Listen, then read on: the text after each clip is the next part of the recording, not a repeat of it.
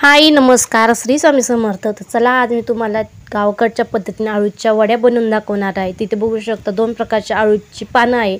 तिथे बघू शकता ही गोल पानं आहेत, त्याला मवा झालेला आहे, पावसाळा चालू आहे, ऊन नाही वगैरे त्यामुळे मवा झालेला, तर ही पानं घेणार नाही। तर इथं आहे अशी लमकोळी पानं, अशी काळ्या देठाची आहे, ती हिरव्या देठाची आहे। तर हिरव्या देठाची पानं घशामध्ये तडतडतात आणि ही काळ्या देठाची आहे ती घशामध्ये अशी तडतड करत नाही, म्हणजे असं दाटल्यावानी होत नाही। तर इथे मी पूर्ण अशा अळूची पानं काढून घेणार आहे, 20-25 पानं, तुम्हाला जेवढी हवी तेवढी अळूची पानं। ती इथे खूप मोठाली झालेली आहे, कवळी कवळी पानं मी काढून घेणार आहे, बाकीची अळूची पानं मी कापून फेकून देणार आहे। म्हणजे पाऊस आहे त्यामुळे इथे खूप असे किडे वगैरे झाले होते, त्यामुळे काढून फेकून दिले। तर आदल्या वेळेस मी सुद्धा ही पानं कापून दिली होती, एवढ्यालीच मोठाली झाली होती, जास्त भीती वगैरे वाटते त्यामुळे कापून फेकून दिली। तर इथे मी 20 ते 25 पानं कापून घेतलेली। आता त्याचे देठ काढून घ्यायची आहे, तिथे मी देठं काढून घेतली। या देठांची सुद्धा भाजी करतात फेकून देण्याऐवजी, तर बेसन पिठात वगैरे माझी आजी करायची, पण आता काही कोणी करीत नाही। तर मस्त असं देठं सोलून देठाची भाजी बनवायची। तर आता ही अळूची पानं छान अशी 2-3 पाण्यात धुवून घेणार आहे, मावा वगैरे नाही आहे, पण पाऊस तसा झालेला आहे, तो स्वच्छ धुतलेलीच आहे, पण तरी पण 2-3 पाणी नळाखाली धुवून घेत आहे। तिथं बघू शकता छान अशी अळूची पाने धुवून घेतलेली आहे। त्यानंतर मग इथे मी कोमट पाणी घेतलेलं आहे, त्या कोमट पाण्यामध्ये मीठ टाकलेलं आहे। घशामध्ये कधी कधी जळजळ होते किंवा खवखव होते, त्यामुळे मग काही पानं अशी जळजळ करतात घशावर, त्यामुळे ती होऊ नये जळजळ, त्यामुळे मग थोडंसं कोमट पाण्यामध्ये ठेवायचं आहे। जास्त कोमट पाणी मीठ टाकून 10 मिनटं ठेवायचे आहे, तोपर्यंत आपण वाटण काढून घेऊया। तर वाटण तोपर्यंत बेसन पीठ मिश्रण करू असतो पानांना लावायला। तिथे मी 1 चमचा ओवा घेतलेला आहे। त्यानंतर मग मी हिरव्या मिरच्या घेतलेल्या आहे आणि लसूण घेतलेला आहे। हिरव्या मिरच्या जास्त तिखट नाही त्यामुळे जास्त घेतलेल्या आहेत, तुम्हाला किती तिखट हवं तेवढं घेऊ शकता। इथं मी 1 चमचा चवीनुसार मीठ घेतलेलं आहे। त्यानंतर मग अर्धा चमचा हळद आणि 1 चमचा जिरं। तर हे आता सगळं वाटून घ्यायचं आहे। थोडीशी हळद कमी वाटली त्यामुळे पुन्हा मी हळद टाकली। तर त्यानंतर मी वाटून घेतल्यानंतर लक्षात आलं की थोडीशी कोथिंबीर टाकावा, कोथिंबीर होती घरामध्ये, नसली तर चालते। मी जास्त मसाले वगैरेचे सिंपलच ठेवणार आहे आळू वडी। काही यामध्ये जिरा धना पावडर, चिंचेचं पाणी, गूळ टाकतात वगैरे, खूप मसाले टाकतात, पण गावाकडच्या पद्धतीनेच मी बनवले आहे, जे माझ्या आजी बनवायचे त्याच पद्धतीने। मी ते 20 ते 25 पानं घेतलेली आहे। तिथे मी 2.5 वाट्या बेसन पीठ घेतलेलं आहे, अंदाजेनुसारच घेतलेलं आहे, किती आपल्याला लावायचं तेवढं। तिथे वाटीचं प्रमाण सांगितलेलं आहे तुम्हाला, 2.5 वाट्या परफेक्ट होतं पानांना लावायला। त्यामध्ये मी वाटलेलं टाकून घेतलेलं आहे, चांगलं मिक्स करून घ्यायचं आहे पाणी टाकून, जेवढं हवं, जास्त पातळ करायचं नाही, घट्ट नाही, तर अशा पद्धतीने मी बनवून घेतलेलं आहे। जसं आपण हे ढोकळ्याला बनवतो मिश्रण त्या पद्धतीनेच आहे, थोडंसं दाट आहे, तर हे परफेक्ट मिश्रण आहे। तर त्यानंतर इथे अळूची पानं मी काढून घेतली पाण्यातून। इथे ह्या शिरा अशा जाड आहे, तर त्याला लाटून घ्यायचं आहे, म्हणजे आपल्या रोल बनवताना पानामध्ये चिरटत वगैरे नाही आहे, कधी कधी चिरटतात।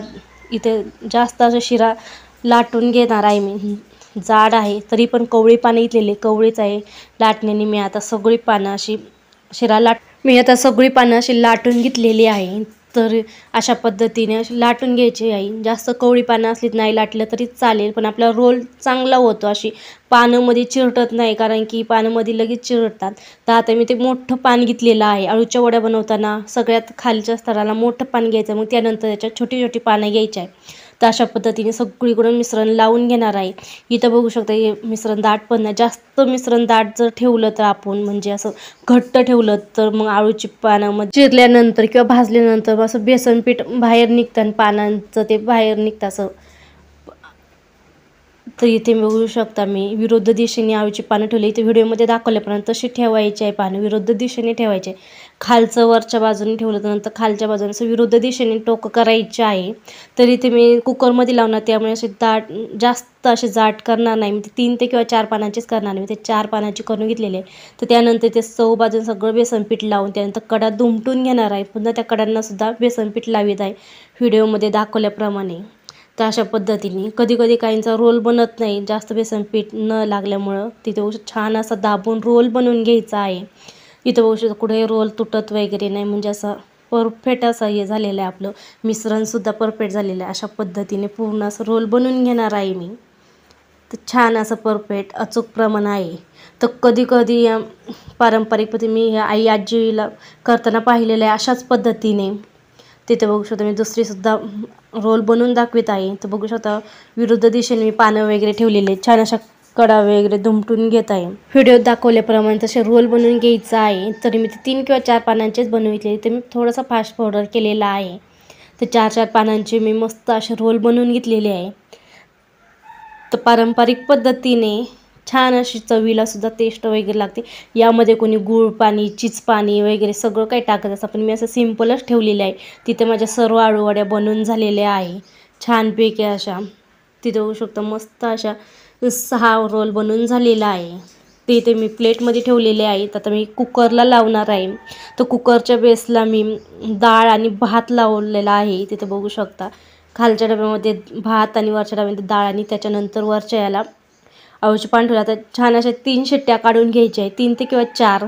तर त्यानंतर मी गॅसवरून कुकर खाली उतरून 10 मिनटं तसाच ठेवला, म्हणजे वाफेवरती सुद्धा आपल्या वड्या शिजतील. तिथे बघू शकता छान अशा वड्या प्लेटमधून निष्ठत आहे. इथं बघू शकता छान अशा थंड झाल्यानंतर या 10-15 मिनिटांनी तोपर्यंत आपण डाळीला फोडणी द्यायची, तोपर्यंत आपल्या वड्यासुद्धा गार होतील. तर इथे बघू शकता मी डाळ आणि भात घ्यायची पण आपली बचत होती ना, आपलं पण वेळ जास्त वाया जात नाही. ते डाळ आणि भात माझा रेडी झालेला आहे. त्याच्याच बेसला मी बटाटासुद्धा टाकायची. पहिल्या पिऊसुद्धा लहान होत्या. तर एकदम कमी वेळेमध्ये झटपट स्वयंपाक कसा बनवायचा तर या पद्धतीनेच मी आत्ता मस्त अशा अळूच्या वड्या कापून घेतलेल्या आहे. तर सर्व अशा कापून घ्यायच्या आहे. व्हिडिओ दाखवल्याप्रमाणे जास्त जाडं ठेवायच्या नाही, पातळ पण नाही. छान अशा कापून घेतल्यानंतर मग अशा तळून घ्यायच्या आहे. तुम्ही तेलामध्ये तळून घेऊ शकता किंवा तव्यावरती भाजून शकता. तर अशा पद्धतीने मी कापून घेतल्या. ती तुम्ही तव्यावरती तळून घेणार आहे. तुम्हाला हवे असेल तुम्ही तेलामध्ये तळून गोल्डन कलर येऊस्तोवर भाजून घ्यायच्या आहे. ते बघू शकता मस्त असं गोल्डन कलर आलेला आहे. छान अशा भाजल्या कुरकुरीत अशा अळूची वड्या तयार झालेल्या आहेत. तुम्हाला कशी वाटली पद्धत, तुमची कशी पद्धत आहे ती कमेंट करून नक्की सांगा मला. तर ही माझ्या आई आजीची पद्धत आहे. मी आईला नेहमी असंच करताना बघितलेलं आहे. आई हिरव्या मिरच्याऐवजी लाल मिरची जिरं वाटायची पाट्यावरती, तेही तिथे बघू छान असं गोल्डन कलर असतो छान भाजून घेतलेलं आहे. तर तुम्ही या डाळ भाताबरोबर खाऊ शकता किंवा डाळ चपाती अळूच्या वड्या तोंडी लावू शकता. नेहमी आमचं डाळ भात जर असला तर अळूच्या वड्या हे असतातच. तर अशा पद्धतीने तुम्ही सर्व करू शकता.